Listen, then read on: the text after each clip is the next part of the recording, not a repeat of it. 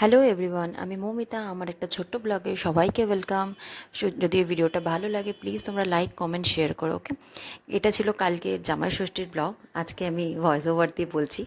Anyway, তো সকালটা যেরকমভাবে শুরু হয় নর্মালি শুরু হয়েছিল। তারপরে আস্তে আস্তে আমাদের বাড়িতে অনেকেই ইনভাইটেড ছিল, বাট আনফর্চুনেটলি আমার হাজব্যান্ড এখানে ছিল না। তো হাজব্যান্ড ছিল চেন্নাইতে, তো সন্দীপ তো আসতে পারিনি, আমি আর মিঠি এখানে এসেছি।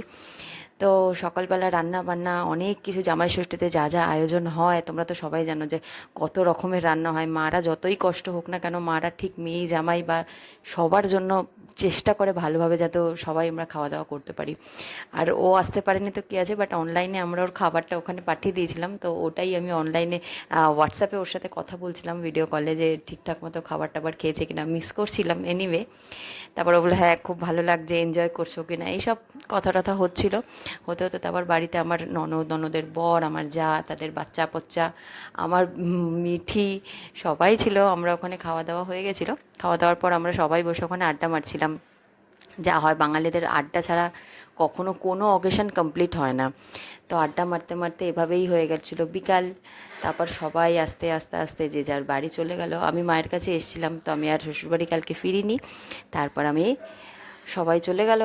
তারপর আমি একা একাই ছিলাম মিঠির সাথে, এভাবেই এনজয়